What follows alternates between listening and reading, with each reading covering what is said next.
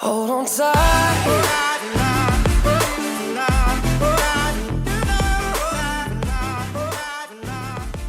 All right. Hi, ladies.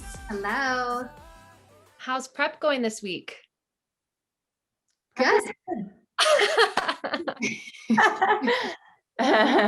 Compared to the last time we spoke, things are really good. So See, I feel the opposite. Last time when you guys were like, man, things are getting hard, it's getting slow, I was not relating. And I was kind of like, well, I don't know what these guys are doing. But then like right after that episode, I started hitting a wall, and it just feels like every day since then, every task on my list feels kind of like it takes a little extra work to get it done. And I'm where you were last week, Chantel, with the hormones. I just finished my cycle. So this last week was like just a roller coaster, weight spike. So I'm feeling a little bit better today. So I went through that not very long ago, and I'm now having my ovulation approach, and I'm having to really talk myself down. I just think it can be so frustrating. We've talked about this before, but to have for me, my pre-cycle is really bad. My during cycle is moderately bad. And then my ovulation is moderately bad again. So it's like only 2 weeks. Yeah. It's literally half the month. And right after my cycle, when I should have been feeling really good, was right around that time that Zach and I went on that trip, and we did a lot of hiking and did a lot of things that I regret now because it was really stressful on my body. And I almost feel like I missed that window that I normally get to see exactly where I'm at, just because I was retaining some water and inflamed and all the female things. So what are you guys doing right now? How are specifically, how are things going? Well, for me, I'm doing real good. Honestly, things are progressing really well. I hit a new low, which is not really a big deal for me because it's like, whatever, Chantel can cut, So excited. Whatever. But I'm excited because I'm reaching that point in prep where I can start bumping food back up. And that's where I really start feeling like my body starts looking at its best, because instead of looking just like flat and skinny all the time, I start looking actually more muscular when I can start adding food back in. So tomorrow I get a really big refeed, like the biggest refeed I've had since starting prep. And I feel like my body really needs it. So I'm excited. Yeah, Lindsay told me I get a 2750. Which is great. Like to Carrie and I, that would be so much. For Chantel, really, like it's still probably not going to fully fill you out. So it's just one of those things. Like I feel bad because where you said, Chantel can lose weight. I feel bad because I even made like a little comment to you this last week, which you're probably not referencing. I'm probably just feeling aware of it. But she's like, I just got to stay patient. And I'm like, wow, I wish I had to stay as patient as you. I know. It's only been 5 days since your last new low. No, but we all have our things, right? We all have our things that are easier or harder for us, and it's all relative. And for you, it's even going to be harder on the other end of being brave and eating more food and eating more carbs and filling your muscles out to the top, where I, and probably Carrie too, might still be working on losing our body fat a little bit. So it's all relative. We're all so different. And Carrie, fill us in. I know you said you were on your cycle, but yes. So what the last couple weeks have been looking like? Yeah. So I was really excited previous to last week. So right after we had talked the last time, I hit a new low. So I hit 123.7 or something. And then that cycle came. And so I spiked, about 2 pounds. And, it's so funny because I even said to Lindsay, like, I'm a coach. I know these things, but like when it's yourself, you get in your own mind. I've been feeling like I'm going to be ready. I'll be ready on time. And then this last week, I was just in my head and I was like, feeling bloated, seeing that, posing and being like, I've got a lot of jiggle. Like, this isn't good. Like, just kind of freaking out a little bit. And I just had to check myself. And this morning weight went back down to hit a new low. So that was exciting to see. And even like I took a video yesterday and today, and you can see like my midsection like a lot tighter. You know, I'm seeing new lines. Workouts have been good. Things are a little different for me. Like I'm used to going real hard as far as training, volume, lots of hit. And so I've had to take a step back. My body, I think, is really, really enjoying it, but it's just a different approach. And so I just have to trust the process, and just move forward.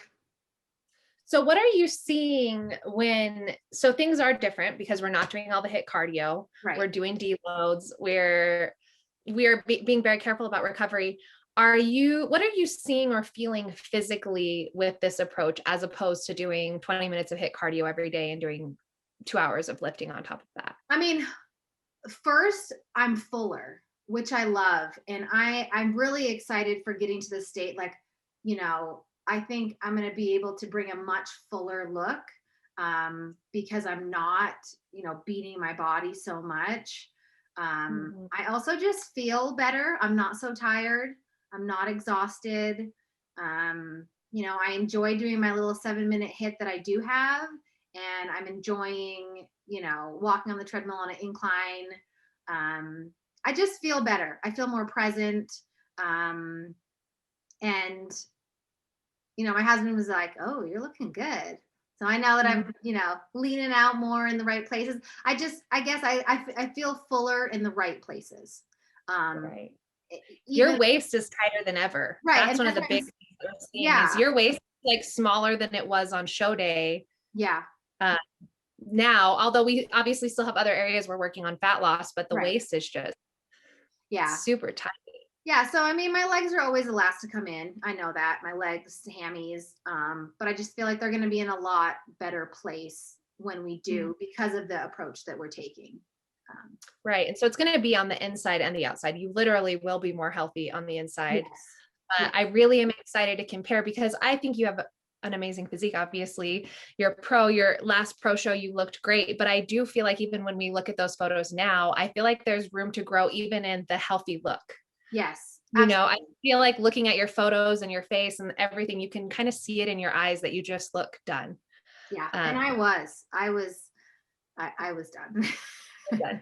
So I'm excited maybe for this next show to get through it and maybe have a feeling like, okay, we're getting started. I might want to do another show or string a couple together, or at least just be done and feel healthy and good. Yeah. No, I mean, I'd like to do a few. Like, I definitely, you know, and I always feel like once the first show is over, the next ones are a lot easier. And then you can play a little bit more with carving up, filling up, because this is our first time, you know, that we'll be, you know, peaking together. So this is a whole new, we're kind of going to be learning. So what about you, Linz? My prep is moving along. I feel, gosh, I used to be more like Chantel, where I could lose fat so easy and my body just would drop fat so easily. But if I really look back in hindsight, obviously there have been the hormone issues and the thyroid that I've been working through. But also when I first got into competing, I was serving, I was waiting tables. I was working at a coffee shop where I was running around all day. Like I didn't wear a Fitbit back then, but I bet I was getting like 30,000 steps. So I think just always remembering we're always meeting ourselves at where we're at in our life right now. And I'm not dropping weight as quickly. So I'm kind of having to really rely on just looking at my photos and my videos and see the progress is there. I think what's happening to me is that I haven't competed for 4 years.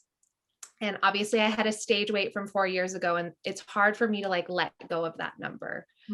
But it's very obvious to me also that there's a lot more muscle there now than there was then. So my challenge this week is acknowledging that my stage weight is probably quite a bit higher than it was in the past.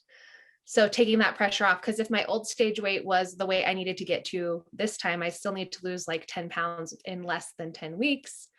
But if my stage weight is 4 or 5 pounds higher, then I'm right where I need to be and on track. So at this point, it's more of the mental gymnastics of just not comparing where I'm at now to where I was in the past and continuing to do what I need to do. And the past couple weeks, have been really stressful for me. I've had an increase in just things I need to get done and people who are needing things from me. And I'm trying to kind of like figure out what I need to delegate and let go of and what I need to focus my energy on, and kind of fine tuning my stress management, because I think that that's something that's kind of holding me back right now in terms of seeing the new lows on the scale that I want to see and just getting good sleep and all of that. So mostly I'm just really grateful that we're still, by the time this is on air, we'll be 8 weeks out and I still feel on track and within range. But I think I'm going to need to get my stress on point if I want to continue to feel that way in the weeks to come. So, And I feel like there's a lot of pressure. I remember after I had my son James, and I was like, hey, I'm ready to compete again. I put a lot of pressure on myself, like wanting it to be perfect, and like I had like, I don't know, I thought like, everything was just going to be perfect with it. I was going to win an overall again, and sometimes you just have to tell yourself, like, look, I'm going to do my best to bring my best. But yeah, if it's been like a long time since you've competed, sometimes you just got to get on stage and then reassess and see how things go, and I think I could do more of that. I definitely think part of what brings us to this sport is that pressure and that almost, I don't want to say perfectionist because I don't necessarily think I'm a perfectionist, but that just drive to want to do really well. and to like win, like A competitive, But, yeah. but I also feel like I'm like conflicted because from like a logical and just from like what I know on the sport, I went to almost every national show last year. I'm seeing the physiques that are showing up on the IFB and the NPC. Like when I'm looking at my muscle in the gym and different things, I'm like, I know I have what I need. So I just need to like bring it all together. yeah. So I almost feel like that knowing that gives me a sense of peace, but then probably plays into the pressure as well, because I'm like, okay, bring it all together. It's there. Like, Yeah. if you still had 10 pounds of muscle to gain, then it'd be like, well, we'll see. I'm not sure if it's there, but since it is there, I feel really motivated to just kind of showcase it. But Yeah. I think that's a good point. I think that we don't realize how much we put pressure on ourselves. It's kind of happening in the background back there. Yeah. And I think too, like I feel like there is more pressure doing it in your home state as well. Where we're show sponsors. We have clients there. You guys have clients. This is my time. This is my first time doing a show that I have a client doing as well. So that's, I'm very happy to have you guys that I'll be able to learn from. And I feel like I feel extra pressure too. Since I've competed last, we've helped people go pro. You guys are both pro. Like, I'm competing with you guys who are technically my clients at the lower level. So it's like, okay, I just want to get up there, pop through and be on the same stage as you guys. So, I have faith and I'm just going to keep working till it happens. But yeah, this week is all about kind of taking a step back and relaxing a little bit and just letting it be, surrendering. I feel like I always have to come back to that, whether I was pregnant, delivering my baby, comp prep, just like surrendering to whatever is coming your way and doing your best alongside it is kind of the continued lesson that universe keeps giving me. Yes. Yep. I forgot. I learned the lesson of getting sleep this week.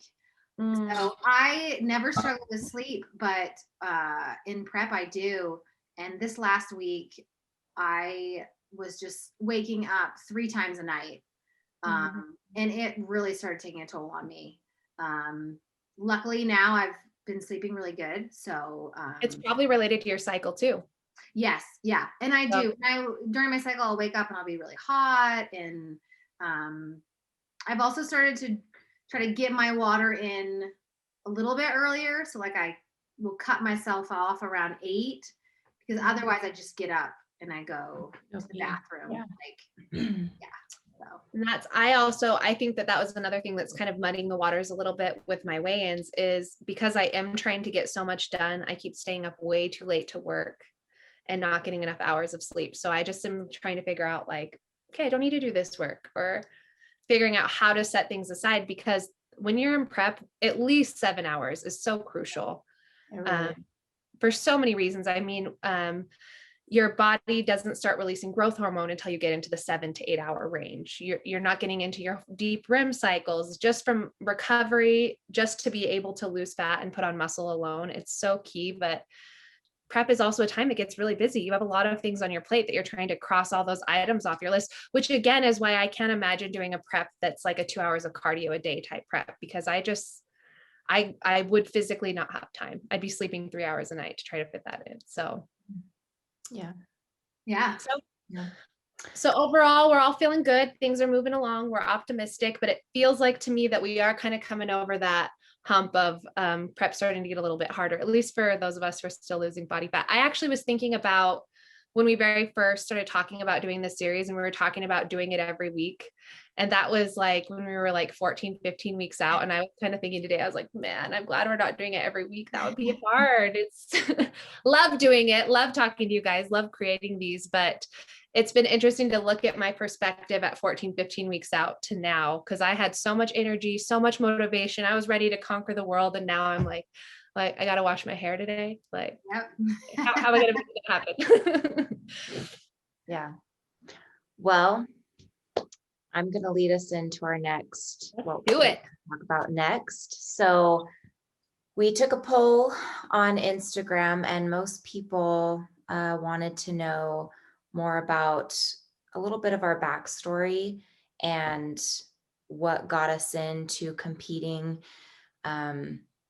and what our first, just our backstories, what our first show was like, and bringing in a little bit of our history. So Carrie, do you want to go first? Sure. Okay. So yeah, I've shared a little bit of my story before, but I grew up super athletic, loved playing sports, very competitive. And then I found myself years later, I had a little baby girl. Gigi was just about a year old, and my ex started changing and just found myself in an abusive relationship, and just kind of was a shell of the person that I used to be. And so I had an aha moment in the Target dressing room, and I looked myself in the mirror. Magical. Right? Target dressing room.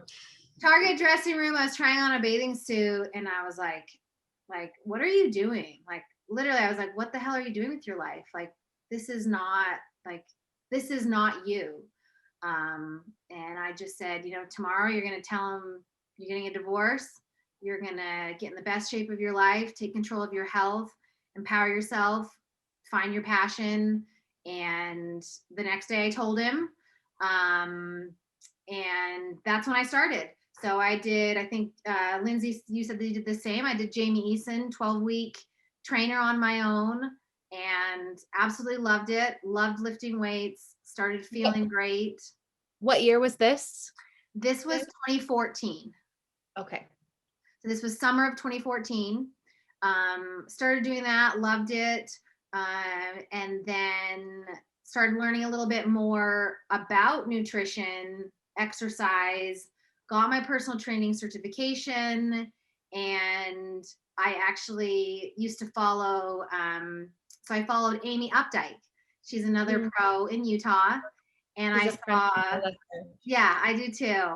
But I saw that, she's a mom, she works full time, and her body was similar to mine when I started.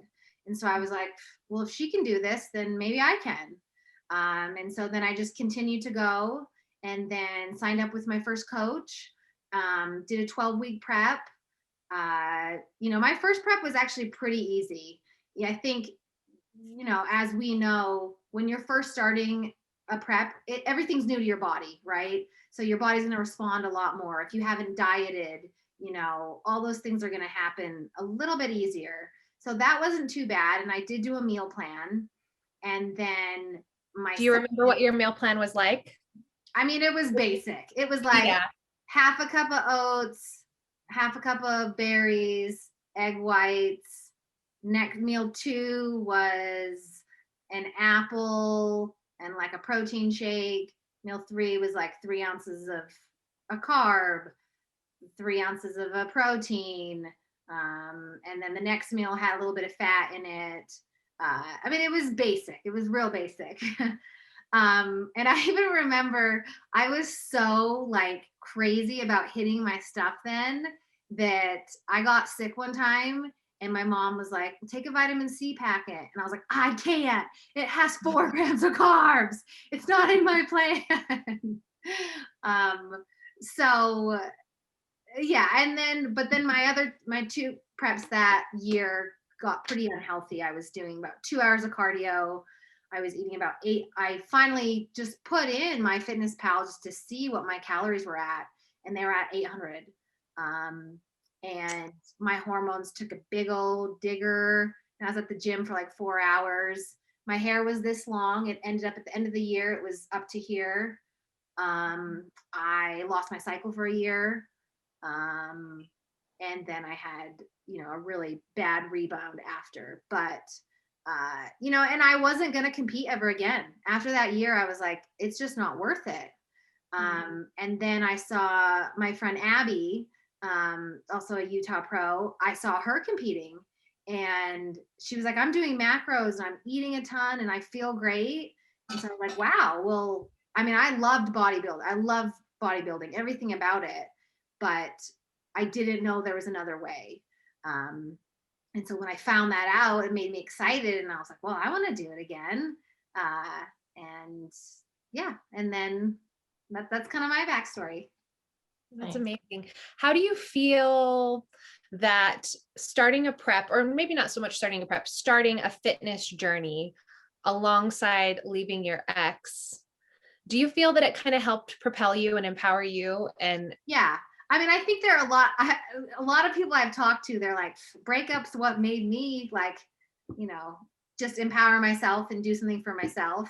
A lot of people I know have. I'm about to share my story, and mine starts with a breakup as well. So okay. Yeah, I mean, it was a way to empower. And then I think that's also what makes me love coaching women so much and helping them find their inner power. Because not everyone goes through what I went through, but everyone struggles for things sometimes. And so I just love that. I love making women feel like badasses. well, I think even if someone's not in an abusive relationship, I think as humans, there's a lot of moments in our lives, if we're not careful, that we can kind of like look around and be like, did I even make these choices? Like, it's a really uncomfortable feeling for people to feel like life is happening to them or around them, and they don't feel aligned or in control with what's happening around them.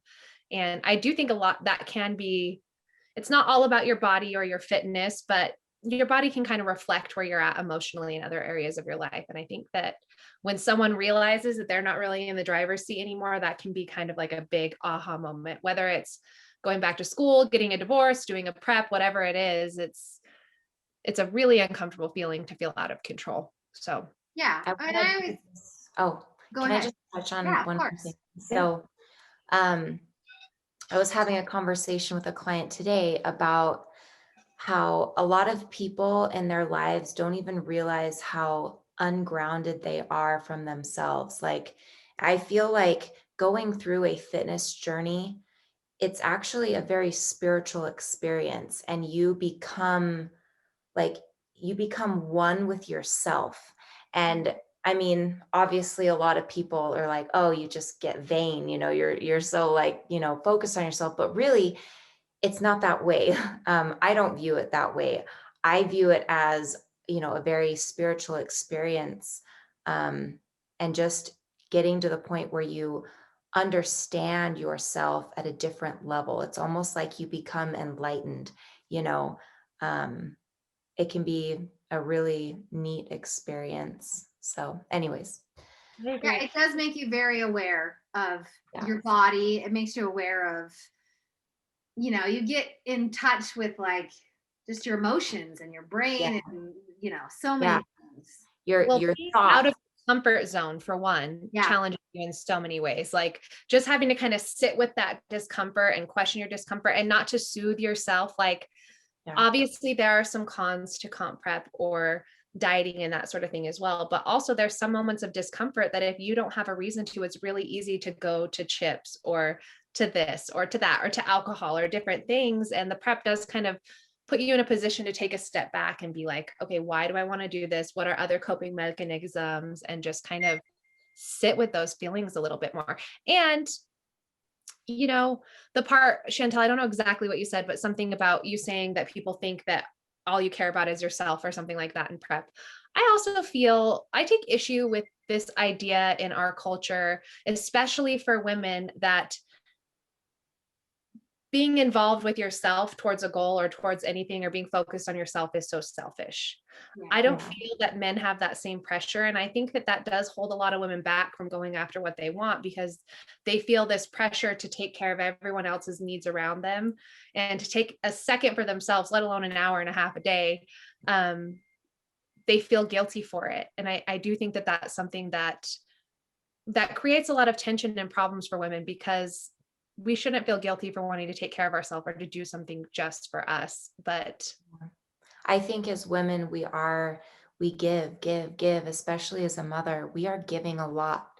And I like to tell all of my clients, like, look, you deserve to do for yourself. You deserve, if you want to do something that really makes you happy, don't feel guilty about that. We all deserve to be happy. We all deserve to do things just for us. Well, and when you have hobbies outside of being a parent or a spouse, you are then happier. You're more fulfilled. And for me, having my hobbies makes me a better mom. Yes. My gym time, my me time allows me to be present when I'm with her. Because you are balanced when you are allowing yourself things and giving yourself, to those that you love. There is a balance. When you are giving too much of yourself, you're going to be off balance. So it's all about creating that balance. What do you want? That kind of goes back to that moment Carrie had. When you are just doing all of this for everyone else, you're no longer in the driver's seat at all, because it's about, I don't know, everyone's life is different, but taking your kids here or doing this for your boss, or it just becomes nothing is about you. Right. Yeah. And I think that sometimes, like with our clients, they just need permission, because maybe their husband isn't telling them you can go do this, or they feel guilty. So sometimes I'm just like, hey, you deserve, go to the gym, go for a walk by yourself, or go to the gym. And then it kind of like clicks and they're like, okay, so I don't have to feel bad. Like I can do these things. Yeah, definitely. Yeah. We went off on a little tangent, but that's good. Yeah, that was a good tangent though. But yeah, so I'm going to just hop in because I have a similar, so my husband, Zach, you guys know Zach. A lot of the people who are watching this probably know Zach as well. We dated in college, and right after college, we started having some problems. I think it really is kind of in line with what we're talking about. I don't think either of us knew what we wanted to do with our lives or who we wanted to be or what we were passionate about. And we were kind of like just butting heads with one another. I think just because of that discomfort of, again, not being in the driver's seat, and our relationship wasn't going great. And we ended up breaking up. And right around the same time, I had been also doing the Jamie Eason trainer. And for those of you who don't know, it was like the first women's bodybuilding program on bodybuilding.com. So prior to that, it was all men's programs, all workouts for men on the covers. It wasn't a very female friendly place, or at least it didn't feel like that to a beginner to me. And Jamie Eason's program was a 6-week building phase and a 6-week cutting phase. The first 6 weeks were a little bit lower rep, no cardio. And then the last 6 weeks were a little bit higher rep with cardio. At least that's what I remember. Mm-hmm.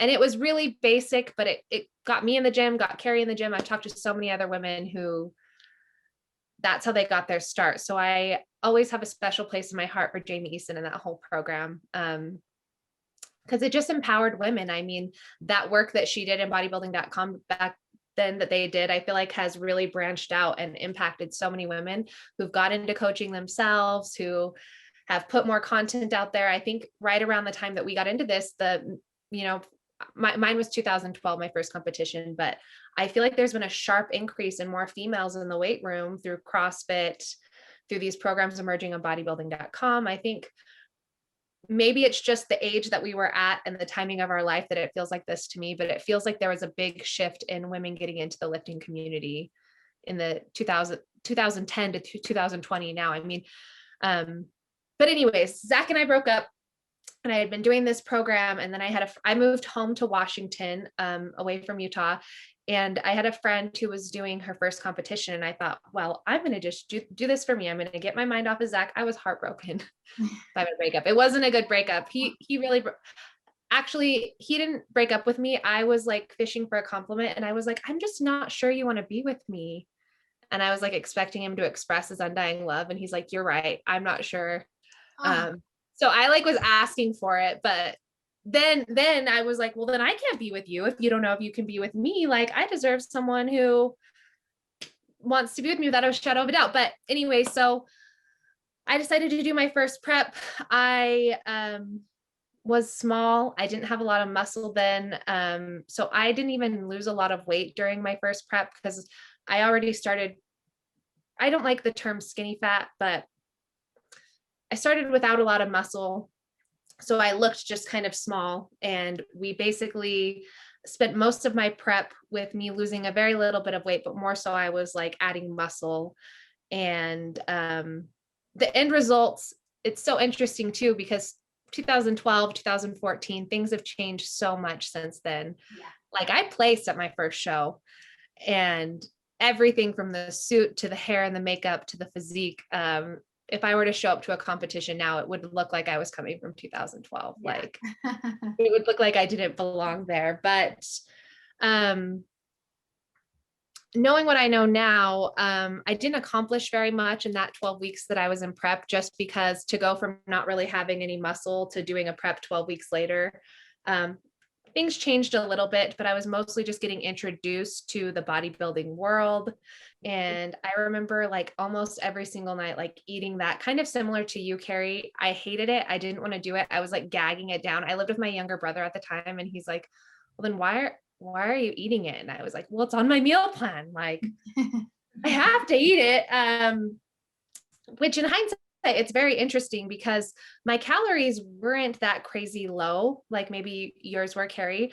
My calories were somewhat high. Like, I remember I was doing like olive oil and peanut butter, but the food was just like no food that I liked or enjoyed, because it was on the meal plan my coach had given me. And towards the end, she and he, it was a team, started getting a little bit more aggressive and taking certain things out, to a little bit more of an extreme point, which again, in hindsight, I'm not sure why, because I probably shouldn't have been prepping to begin with. But, and so a couple of things started happening. One, I started noticing that I was, I mean, there's so many interesting things if I go back to my history. I was also doing fasted cardio. That was a requirement every morning. But again, when I wasn't, I was just basically given protocols that everyone else was given. And that is what had happened. But towards the end, they did take my fat down quite a bit. I remember at one point it was under 20 grams, and I started poking around and looking into the research, looking into the information out there. And I started just kind of realizing, A, that my coaches had me on a cookie cutter plan that everyone else was on. B, that I was starting to have these like negative symptoms. And then C, when I was looking into their protocols, I was finding that the research wasn't really backing what they were telling me. So then I started getting a little bit frustrated, because when I would ask them questions, it was one of those situations where they were just kind of like, don't ask questions, just prove how bad you want it by doing it, which didn't sit well with me. And then I finished that prep, and I asked them actually if I could pay them more and have them do something more personalized for me. Because I was like, I noticed that I'm doing the same workout as so-and-so and so-and-so and so-and-so, but I feel like I have different areas I need to build or work on. And I'm not sure if this meal plan is really working for me. And they basically fired me as a client. Like, I think they thought it was too difficult because I wasn't following their plan.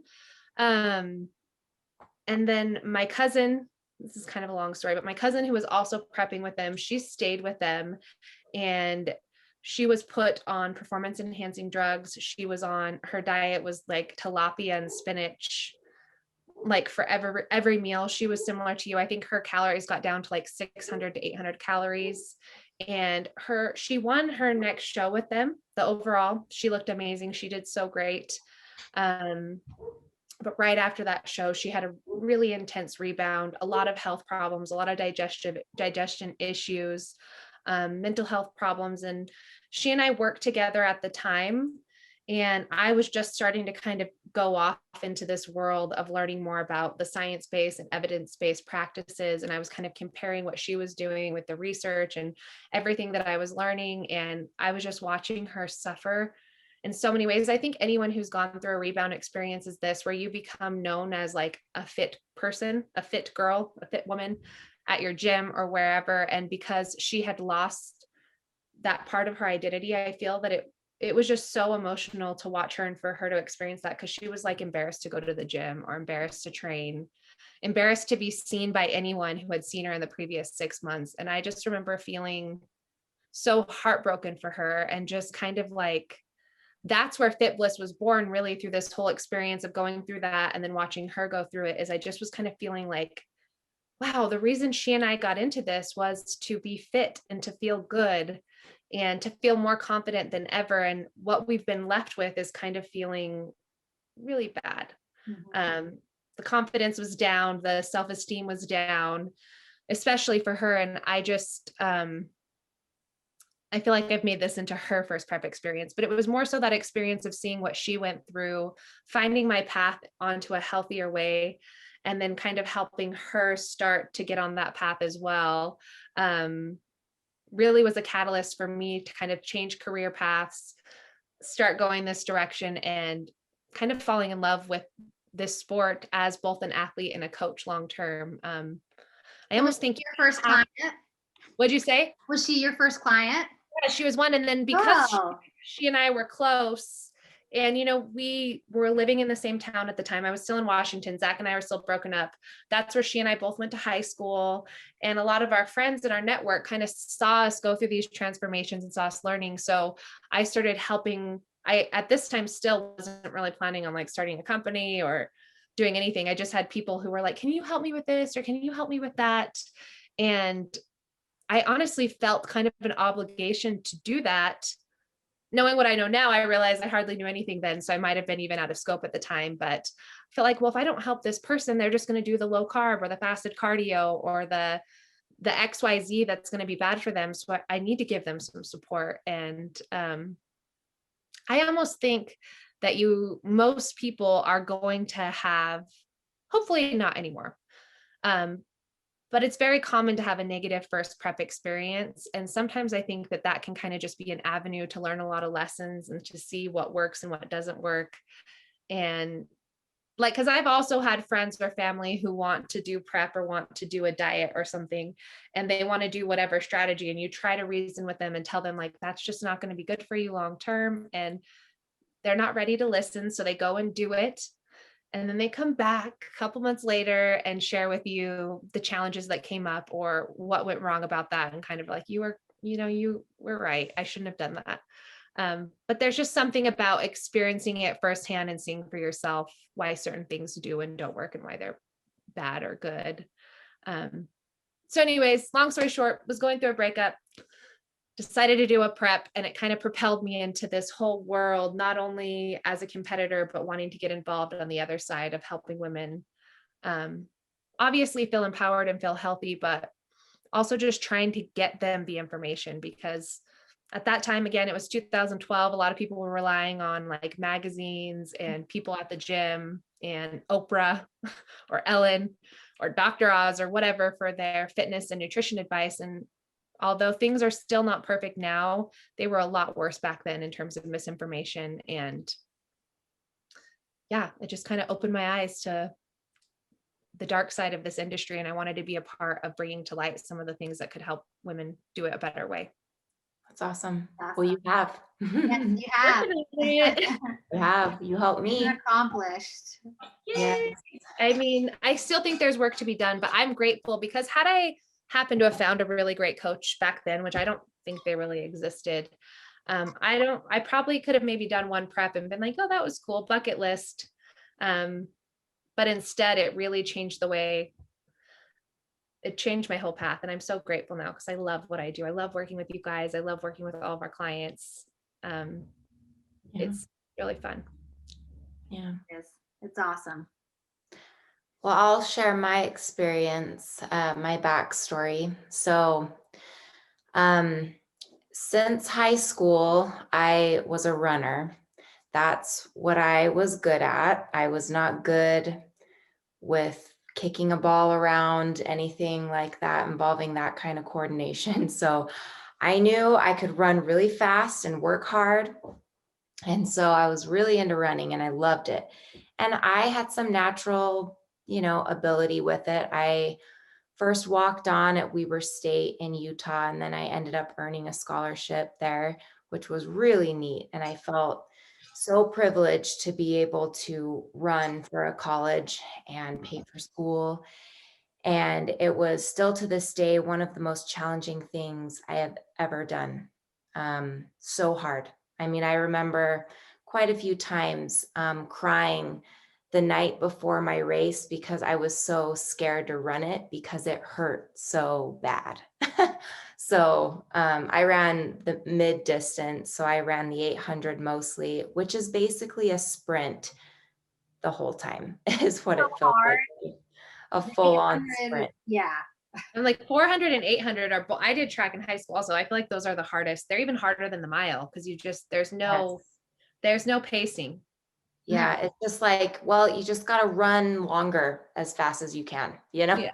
So anyways, I did that. I ran for Weber for 3 years and I really liked it. My first and second year, I really enjoyed it, loved being a part of a team. And then by my third year, I started getting really burnt out. I was just done. It wasn't something I loved anymore. And I feel like I was never one of the top runners of the team. And I just kind of was losing my place. I just felt like I needed something else. And I didn't know what it was yet. But so I ended up finishing up my last year of college. And after that, my husband actually had a really good friend who was in the bodybuilding world as a coach. And he was like, you should totally do that. You'd be really good at it. And I was like, really? You think so? And he was like, yeah, they like wear a bikini up there. And I was like, huh, that sounds kind of weird. But yeah, I mean, I guess I could get into it. And I wanted something else that was intense, like running, like running for college. I was like, okay, I could do that. Sounds kind of intense. And I had never, I mean, I was going through school at the time, getting a bachelor's in exercise science and a minor in nutrition, but I really didn't know anything yet about even weightlifting or nutrition. I felt like I was oblivious to like everything. I didn't have anything to really apply it to yet. I don't know. But anyways, so I first started training for this competition. It was in 2012 is when I started. So Lindsay and I kind of started at the same time. And we did the same college, which I still think is funny because we didn't know it at the time, but we have so many parallels. But yes, the universe was bringing us together. And I didn't get under side, but I didn't know you guys went to Weber State. Todd actually had gone there, my husband, and I literally live like 5 minutes from campus right now. So we're all in the same world. Yeah, and Jill and I didn't know each other in college. Scott and I think hung out around the same people, but we didn't like know each other at the time. So, because what year were you guys there? 2006 to 2011 was when I was there. Yeah, I was there 2008 to 2012. Okay. Cool. Yeah. So I started training for this first competition, and I mean, it's funny how all of us are like, yeah, I could tell you exactly what was on my meal plan because that's what I freaking ate for like, 3 months. Okay. Yeah, and a little food getting taken away every week, probably. Yeah. I mean, it's funny. So with me, because I've always had a fast metabolism. Okay. But so my coach gave me a pretty standard cookie cutter diet plan. And um, I remember, so I'd send her check-in pictures every 2 weeks. And I remember she was like, wow, like things are progressing really fast. Like basically like I dropped like all the weight I needed to drop in like the first month, because I need a lot of food. And, and so she ended up giving me 2 refeeds a week, which was, I mean, that was a good call on her, her part, I would say. So I actually would, 12. Yeah, in yeah, 2012 too. yeah. So I would get 2 refeeds a week. I remember one day was my pancake day. I would literally make the like a huge batch of pancakes and I'd eat the whole thing like in the morning. Okay. And then like 3 days later, then I'd go out to dinner and get something or whatever. And it did pretty good for me. Maybe that is what kept me from like my hormones crashing and everything tanking, was that. But it was really hard, that cookie cutter plan. I just remember I will never forget, kind of similar to you guys. I was a server, and I remember I'd serve at night, and one of my meals was always like tilapia and vegetables or whatever. And I remember like I'd stick to that plan. There was nothing else I could eat but that tilapia. And I remember carrying the cold piece of tilapia in my pocket and going and eating it in the back closet, while I was working my shift, because that's what I was supposed to eat. This cold piece of tilapia. I'll never forget it. I mean, I did it multiple times. Um, In there. so yeah, so that was, my first prep. I absolutely loved it though, even though I was eating like, just the same foods day in, day out for most of the time. I loved it. And I thought it was so cool transitioning from being an athlete that was really into just like the performance based type of competing to now of more of like an aesthetic type of competing, of like actually using food and training to change the look of your body, not just the performance. And so that was really cool to me. I was like, oh my gosh, like I can eat these foods and then I can turn my body into looking like this. Like I can have like a six pack, and because I never really, I don't know, like obviously I ran so much, I was just skinny and I wasn't ever fat, but I never got like low body fat like that to where I looked like that. So that really sparked my love for it. And being really tan. I had never gotten a spray tan like that. And I She's was like, this, tan. I feel so awesome being this dark. Like it was so addicting. I was dark. I had abs. I was like, this is so cool. And and I remember also, funny thing. So I went to go get my suit. I got a custom suit for my first show. And I was like looking at the fabric and I'm like, oh, I want that gold one. I want that gold fabric.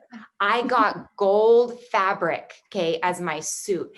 And I remember I showed my coach. I was like, "Hey coach, look at my suit." I didn't double check with her or anything, and she was like, "Oh, what why didn't you check with me?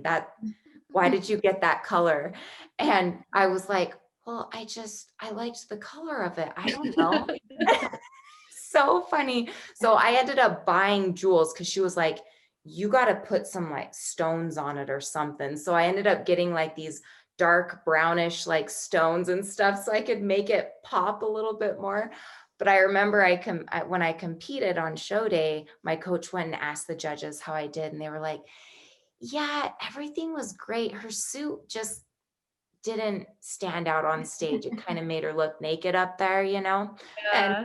it was so funny. I actually ended up doing well though. I took like second in my class and I was like, I got a trophy and I was so pumped and I was hooked at that point. And then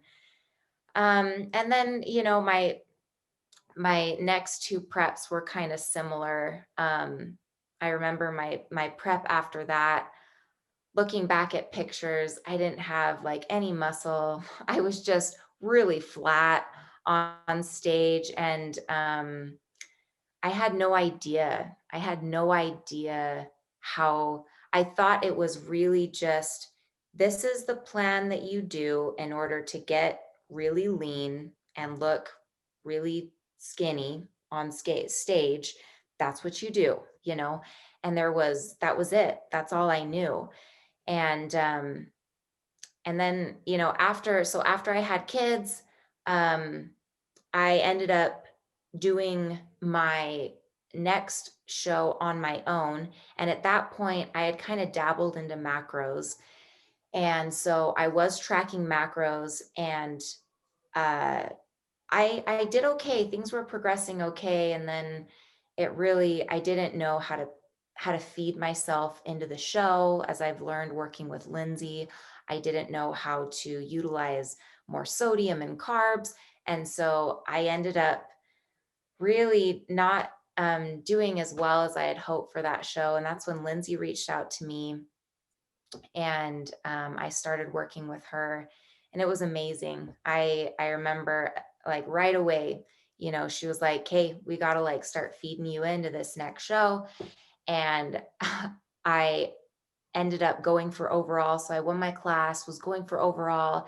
And I remember talking to the judges after, and they had remembered me from the Utah show a month ago that I had done and not done very well at. And they were like, "Yeah, you came in looking a ton better." And I was like, "This is awesome." I was like, "Man, now," you know, and that was the first time that anyone had really told me, you know, like, let's get you to go pro. And Lindsay really pushed me to that, which I had never even thought about it, never even wanted to. I just did regional shows, you know.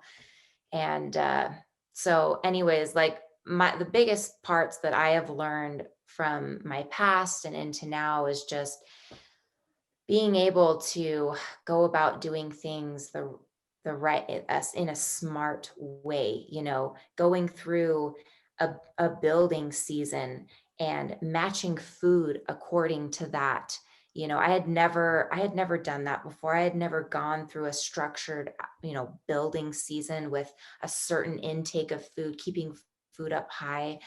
There was none of that. And so I learned that, you know, working with Lindsay, which was great. And learning the science behind, you know, how to properly peak your body into a show and use food to really fuel your body right. And yeah, it's been awesome. So I love everything I've learned. It's been, you know, I don't regret my past, because it's given me so much perspective and so much gratitude of how far things have come in this sport, how far I've come as an athlete, and my knowledge as a coach. I've learned so much from my experience and working with Lindsay, and being able to better coach all of my clients on the team. And it's been such a fulfilling process. I've just loved it all. Loved it all. I So, think that that's so. First, I have a couple of questions for you, but yeah. I do think that that's one of the great things about competing long term and having competitors long term is we've learned so many lessons. I mean, Yes. even last year we learned lessons about, okay, well, you know, if there's a global pandemic and our clients are really stressed out, like maybe let's pull them out of prep, you know, like such a random thing. But like every year there's just different lessons, different, the divisions are changing, the clients are changing. Some people are coming with more muscle now, where they used to be coming with so much less muscle. I was just talking to Kirsty at the gym, Carrie, your client, and I was like telling her I was like, well, in posing, you want to be really careful in the transitions, because we all have those pictures from our first shows where we're like transitioning from one pose to the other, like pigeon toed, like Yeah, your hand. and like, we're not going to let you make those mistakes because we've made it before. Don't worry. But I was wondering, Carrie, so Chantel mentioned her first suit. What was your first suit like? So my first suit was green. I actually loved my first suit. So yours was good. You don't have a horror story. I don't have a horror story. I mean, the only thing I can say is that my least favorite thing about all competing is the spray tan. She loved it. I hate, that's the worst. I mean, I like being tan, but I hate the spray tan. I don't mind the spray tan. I mean, I do think the smell, I think it's so funny. Like something about being backstage and smelling a mix of like fish and spray tan. And there's just like this certain smell that I'm like, oh, it's competition season. Yeah. Like I went through phases like when I was a novice of like, what's that smell? And then like a middle period where I was like, yuck, I hate that smell. And now I'm just like, it's like nostalgic to me. And it like reminds me of show day. So fun. My first suit, I didn't have a lot of guidance at all. So it was like bright blue with like lime green piping. And I had no idea like what the little like connectors were. And so I used like one of the connectors from right here because I was broke and they were expensive. So I have like one of those center connectors on both of my hips. Like it was just like a little mini, like, like an inch long. And even my coaches at the time, they were like, yeah, great suit. They didn't criticize me at all. Like they weren't really giving us any feedback, but that's also why if any of our competitors are watching, why we want to help you pick your suit, let you take in all of our lessons and our knowledge. Suit, that's so funny. I think it's so cool how both of you guys were athletes in other sports before you came to being bikini competitors. I actually think on the contrary, that's something that I always really wanted to be or wanted to do. I wanted to identify as an athlete. I wanted to be an athlete. My dad played football and basketball at the college level and he ran track, but he passed away before I was born. And I always like growing up, my grandparents kept like newspaper clippings of him and trophies and all of these things. And man, it was something I always just really wanted to do, but I did not have the confidence. And even in PE, I'd get so nervous when it was time to play kickball, or the only thing I loved actually was like running the mile. Cause like you, Chantel, I was like, okay, well, like I can just run and I could do it. Cause I had that like drive to like run past the discomfort because I really wanted to be like good at it. But anyways, I was always so nervous to really get involved and give it my all in sports growing up, even though it was something I actually really wanted to do. So when I found bodybuilding and eventually powerlifting too, for me, they've always kind of gone hand in hand during off season and in season. It was so exciting for me as a woman to find some sort of athletic endeavor that I could put my all into as an adult. Because even though maybe I could have had the confidence to try to get into volleyball or something, like, what are you going to do at 25 with volleyball? Like, there's nothing you can really do. So for me, finding this sport where you can have continual growth and there's no age limit. And even if you start in your 20s or 25, granted, I do think that's why my path has been so long because I didn't play sports growing up. So I had a lot of muscle to gain. I think just being able to dive into that athletic ability or maintain it, or identity, not ability, like you guys have, can be a really exciting part of the sport outside of the process itself. I feel like that is like one of the beautiful things about bodybuilding is like, I'm 31, I'm a mom, and I think it's amazing that I can still allow my competitive self to thrive in something. And it's so fulfilling to me. I still, even though I'm a little older, I still have those desires and that desire to be competitive and feel like I'm working towards something. And bodybuilding has given me that ability and that outlet. And I've often thought like, man, what am I going to do when I'm too old to compete anymore? And I think that part of me will quiet itself down and I won't need to maybe, I'm not going to be doing competitions for the rest of my life, but I do feel privileged to be able to do that right now. And it just feels fun and rewarding. And it is. And the other thing I love about it too, which, I love the team aspect too. I like, most of my girlfriends and people I'm really close to, I've met through competing, whether it was we were on a team together, or I just saw them backstage and we started talking, or, Sophia, like it was one of your clients. I just saw her at the gym and she looked like she competed. So I was like, hey, have you competed? And she was like, yeah, well, I'm getting ready to. And I was like, cool, we're going to be friends. And then like that, I love the team aspect of like building each other up and supporting each other, and growing and learning together. It's just, it's a really cool thing to be able to do that as an adult. And I feel like this is a sport where, I mean, everyone, I feel like you can connect with a lot of people, different people, even if they don't compete. Obviously, if someone has a love for fitness, you're going to, be able to connect to them in some way. But I feel like, there's that small population of people that are really into the competing world and that get you, and it's just kind of cool to be surrounded by people like that, and to be able to connect on a different, like, just on a really more intimate level like that. Like you don't have to say, like, they know how you feel. Yeah, they're like, oh, like, I totally relate, girl, and that's really cool.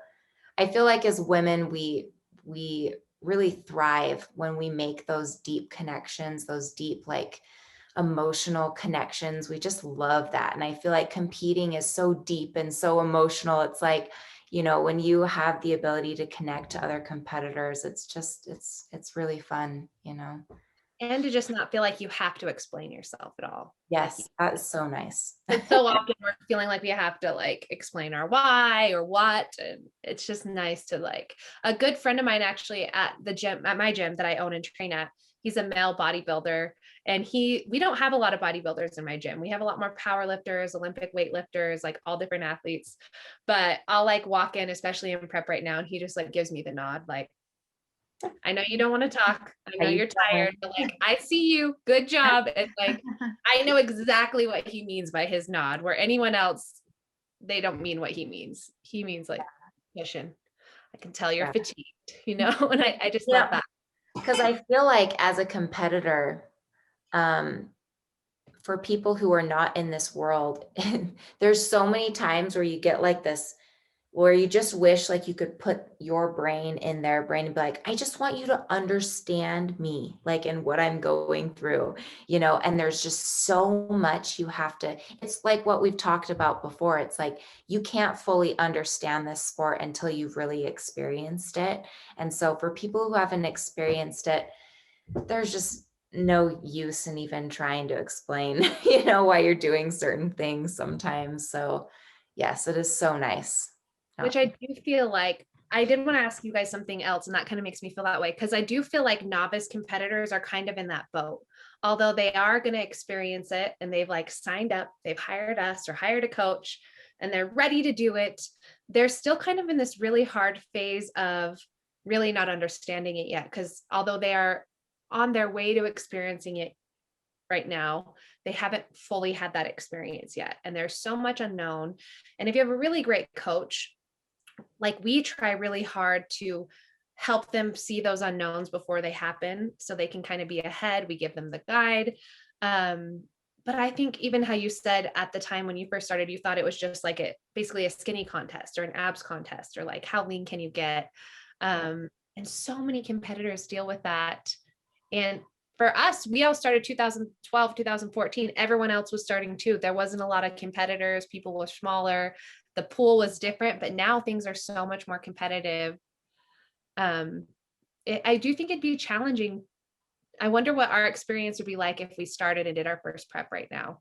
I know. Yeah. We know so much. We have so much experience, but things are so different now.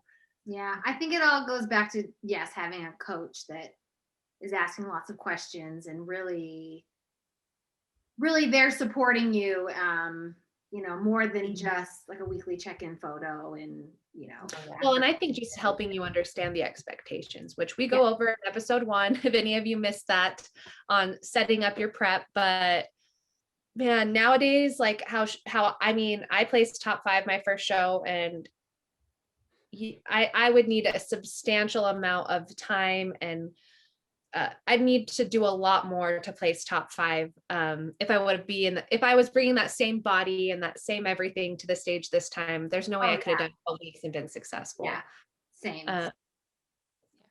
It's just so interesting, but it's a cool process too. I think for novice athletes also doing that first prep, you just kind of get to taste it and get to see, feel it out, see if it's something that gives you that warm and fuzzy feeling inside, like the 3 of us have. Yeah. Okay. All right. Well, that was a good chat. That was a good chat.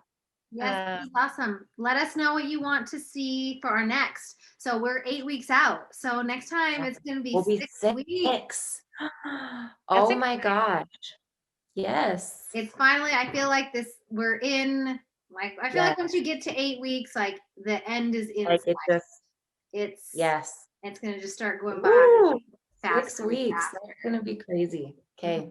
It is. Okay, All great. right. Thank you for the chat. I hope this week goes so smooth. I'm sure it will. And Yes. Best luck to everyone. all the Enjoy sleeping your back. refeed. Thank you. Yeah. I will. Have a little pancake or whatever you're gonna have for us. Yes, I will. please do. I will enjoy it. Thank you. My refeeds these days are like 1,700 calories. So I know. no, actually last week we did like an 1,875. So I saw Okay. that. but yeah, enjoy that 2,750 and post pictures so everyone can see.